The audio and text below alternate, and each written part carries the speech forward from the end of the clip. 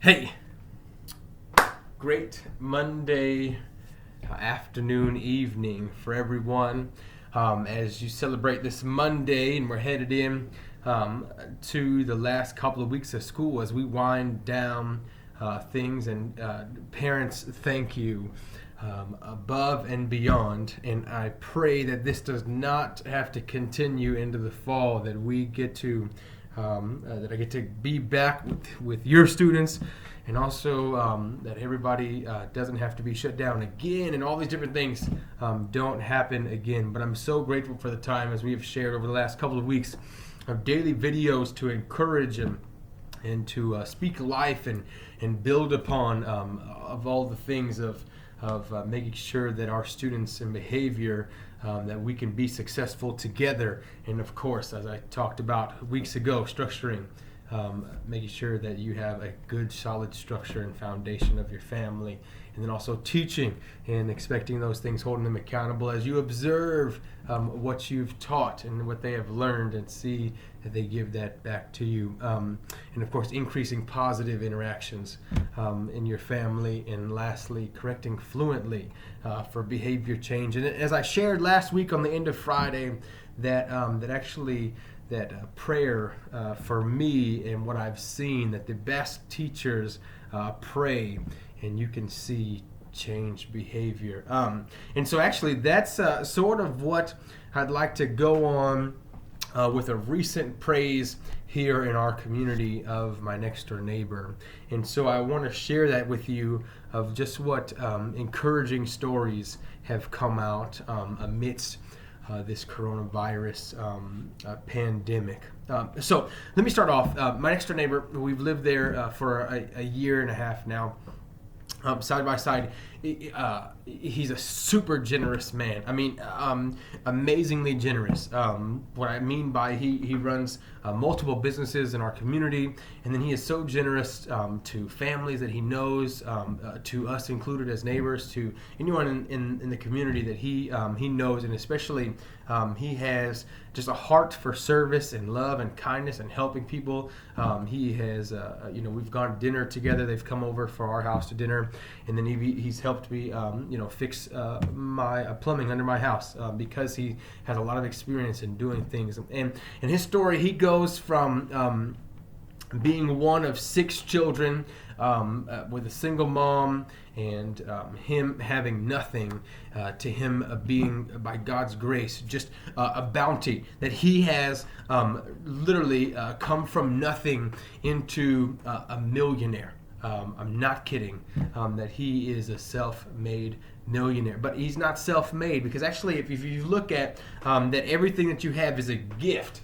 That if you consider what do you have that you haven't received, that it's all a gift to you from God Himself. But that actually, if you look at it that way, then he is not a self-made millionaire. But with a restaurant, with a landscaping company, with working for a dealership, with flipping houses, he has done the gamut of actually being very successful financially as a businessman, even looking into currently commercial properties that he would love to get into besides his restaurant, to go even bigger. And so that's why he is a very generous person. And so it's interesting, as we've talked over the last year, that his faith does not live with the eternal. He is kind of a he works 7 days a week, and that if you put in the time and you put in the effort, that hard work does pay off. And that's of course the mantra of Waco ISD, or that if you work hard, then there's a profit, and he has greatly profited from that.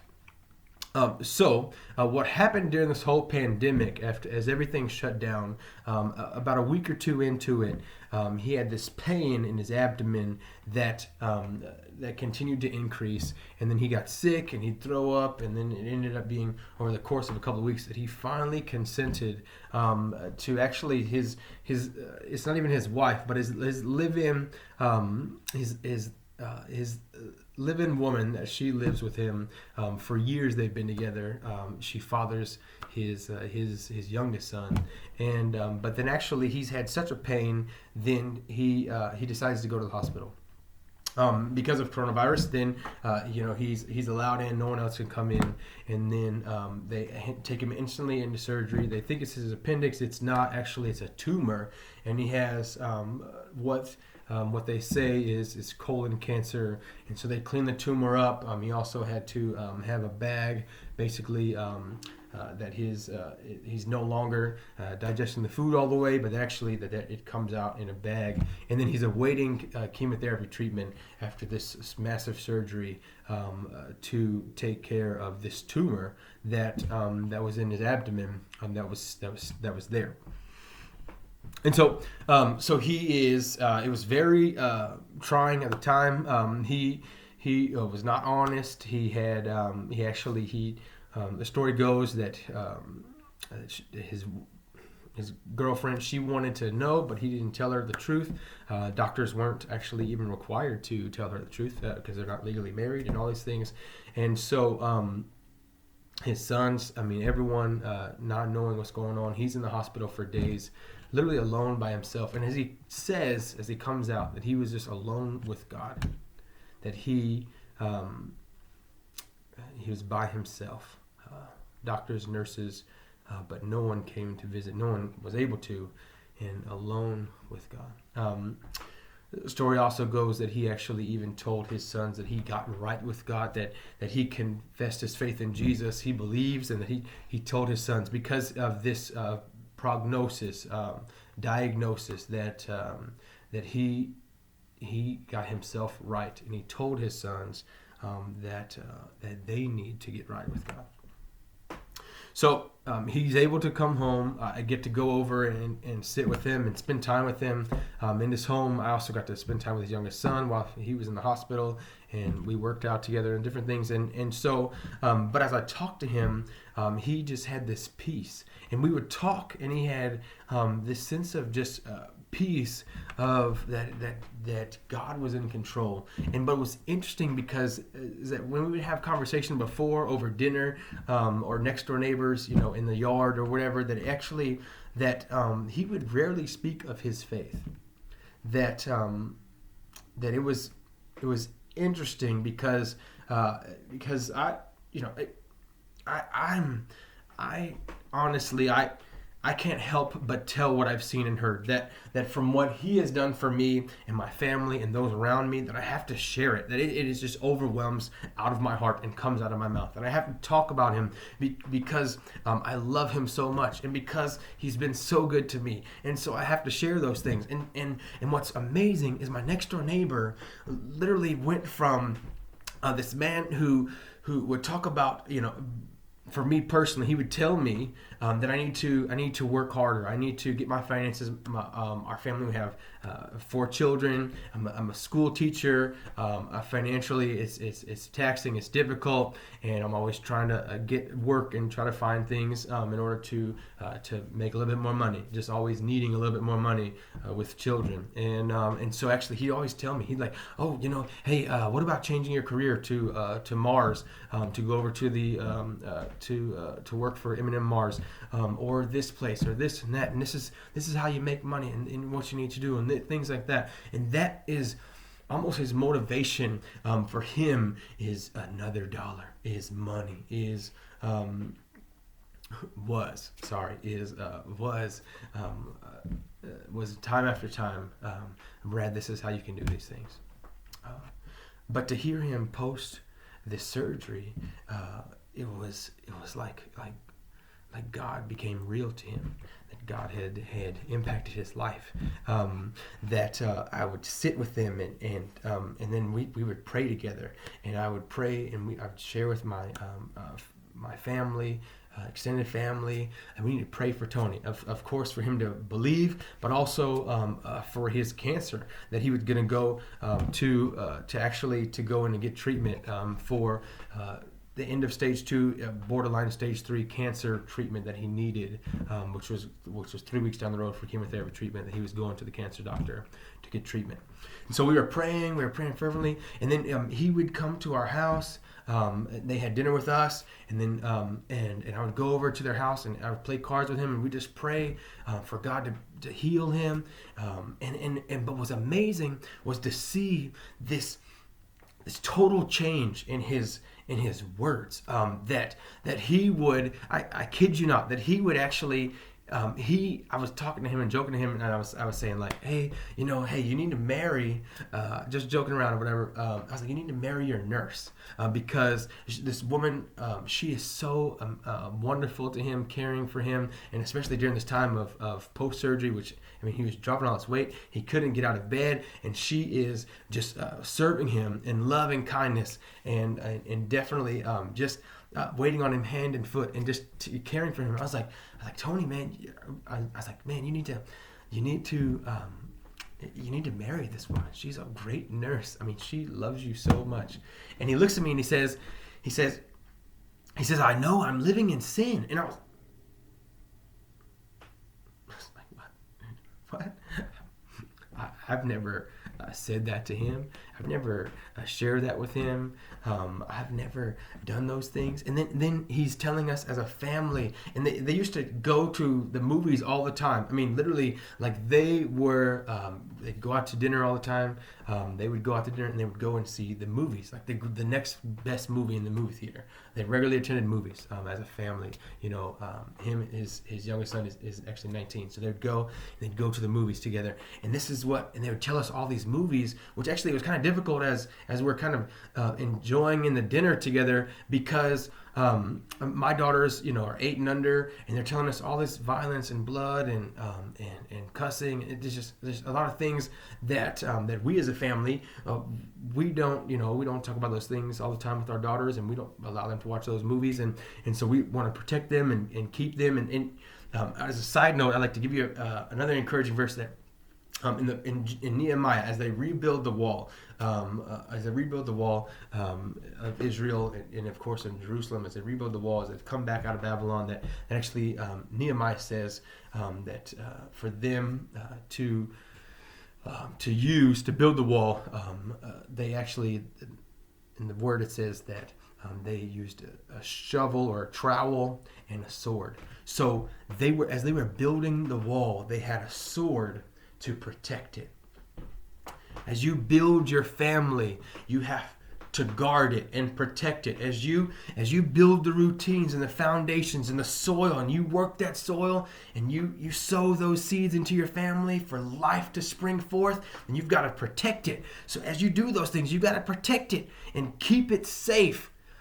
And keep it sacred in order for your children to flourish and be successful. So that's a little side note that I just want to throw in there. It just came to me. But so back to the story. But he was like, oh, we're watching these movies. And they, like I said, the old him would tell us all these trashy movies. And then the new him, literally, he's telling us time and time, well, I watched this Christian film and I watched this movie, and oh my goodness, it's so good. The stories of God doing amazing things. And have you seen it yet? Have you heard of it? Have you watched it? And I'm like, oh, who are you? I was like, praise God. I was like, man, it's literally from darkness to light, from night to day.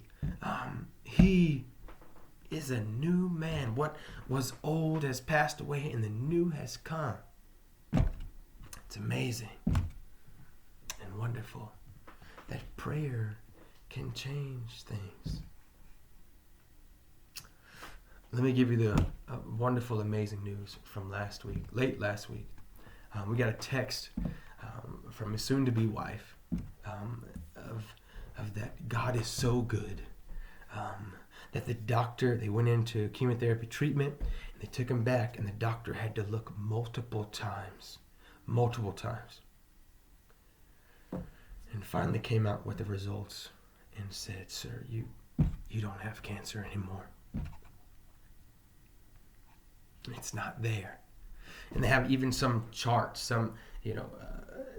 some M something T something 1, and literally that means 0. The level is a 0. That's what the machine recorded.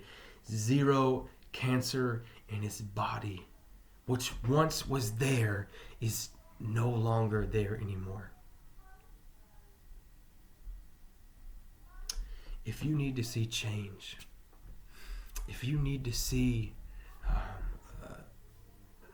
even our children or our families, something different, something to happen, for him to move into a new way, I'm going to tell you and encourage you that, as I said last week, that the prayers of the righteous availeth much, that they bring peace, that there's a righteousness, there's a fruit of righteousness, that that he himself is searching to and fro for his chosen ones, that he looks upon you in love and is wanting to hear from you, and is wanting you to talk to him, and is wanting you, just as I said, as we discipline our children, that they draw near closer to us, and as we go through things in life, that we draw near to him, and that's what he wants. Not because of what we have done. It's all because of what he has done for us. Because of his love, we love. And I want to give you just encouragement that cancer can be healed. That things that are broken can be healed. That families that have gone through struggle and pain and heartache can be healed. That as you look at your life and the things that you've gone through, consider the one who knows all things and who has you in his hand. It says that his thoughts are even of you are even more numerous than the sand, that he loves you so much.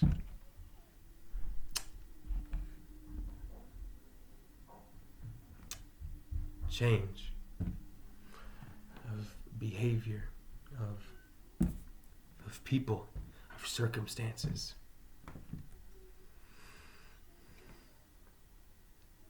Can be done. Can be done. Be encouraged this Monday. I love you guys as always. Be quick to listen, slow to speak, slow to become angry, and I'm rejoicing and just praise for my neighbor. That the old things pass away, but everything has been made new. It can happen to you, or to anyone else that you encounter. So, hey, family, love, it's what you do. Let's not just hear it, let's do it. Because of his love, we love, and may we live to please him. Blessings on you guys. Have a great Monday evening, and I can't wait to see what we get to share in these coming days. And you guys have a wonderful Monday night.